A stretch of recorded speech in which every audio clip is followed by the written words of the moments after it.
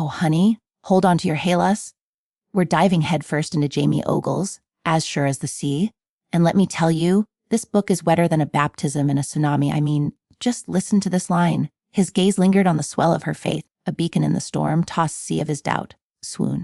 Oh, yeah, because nothing says smoldering passion. Like a metaphor about religious doubt, I bet their first kiss was accompanied by a chorus of Gregorian chants. You wouldn't know romance if it slapped you in the face with a soggy communion wafer. This book is everything. We've got Demetria, a coral diver who's more comfortable underwater than on land, probably because she's hiding from her past mistakes, which, let's be honest, we all are. So she's basically a mermaid with a guilt complex. Sounds fishy. And then there's Nicholas, a young, hot pastor. Yes, pastors can be hot. Look it up, who's inherited a sunken fortune. Literally, his inheritance is at the bottom of the Mediterranean. Talk about a liquidity problem. So, he's broke, religiously conflicted, and probably has seaweed in his hair. This is the romantic hero. I'm starting to think my dating life isn't so bad after all. He's also the real St. Nicholas. Before the beard, before the reindeer, before the hole, breaking and entering. Thing he does every December, this is St. Nick unwrapped, and let me tell you, the gift keeps on giving.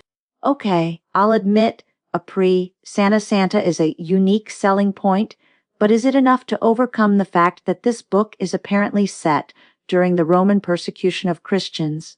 That sounds about as romantic as a root canal. It's sacrificial romance. Think Romeo and Juliet, but with more prayer and less poison. Demi and Nicholas are risking everything for their faith and for each other. There's this one scene where they're hiding in a cave, sharing a single crust of bread. And let me guess, they accidentally touch hands while reaching for the same crumb, and sparks fly. I've seen more original plot lines in a fortune cookie. It's symbolic. It's about sharing, sacrifice, and the hunger for something more. And trust me, there's plenty of something more. In this book, Ogle knows how to write a steamy scene, even with all the religious undertones. Oh, I'm sure. And lo, their hearts did beat as one, as they recited the Song of Solomon while adjusting their tunics. You're terrible, but not entirely wrong. There's this one part where Demi is diving for coral, and Nicholas is watching her from the boat. And the way Ogle describes the sunlight on her wet skin, let's just say I needed a cold shower after that chapter.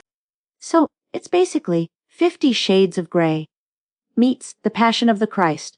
I'm not sure if I should be intrigued or deeply disturbed. It's historical smut. It's educational. You're learning about ancient Mara, the dangers of free diving, and the physical manifestations of divine love. I'm pretty sure my history teacher never mentioned St. Nick's physical manifestations. Although, that would have made class a lot more interesting. And the plot twists, Ogle throws in a couple of doozies. One of them I totally saw coming, because I'm basically a literary genius. Right, and I'm the Pope.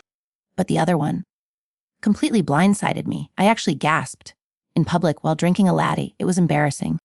I'm sure the barista was thrilled, so, to recap, we've got a guilt-ridden mermaid, a broken soggy Santa, religious persecution, underwater treasure, and plot twists that may or may not induce public gasping. Is that about right?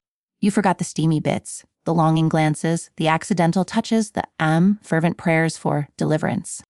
I'm starting to think deliverance has a whole new meaning in this book.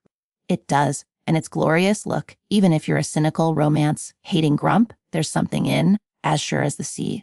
For everyone, it's got history, adventure, faith, and, well, you know.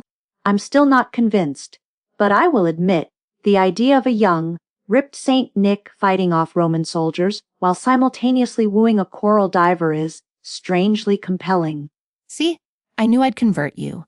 And for all our listeners out there, if you're looking for a book that will make you swoon, sweat, and maybe even question your own faith in a good way, then As Sure as the Sea is your next rid. And if you happen to see a person who looks suspiciously like a young, Mediterranean Santa Claus, tell them I said hi, and maybe ask them for some stock tips. That sunken inheritance thing has me thinking. You're incorrigible, and we love As Sure as the Sea. Go read it, people. And then call us and tell us what you thought.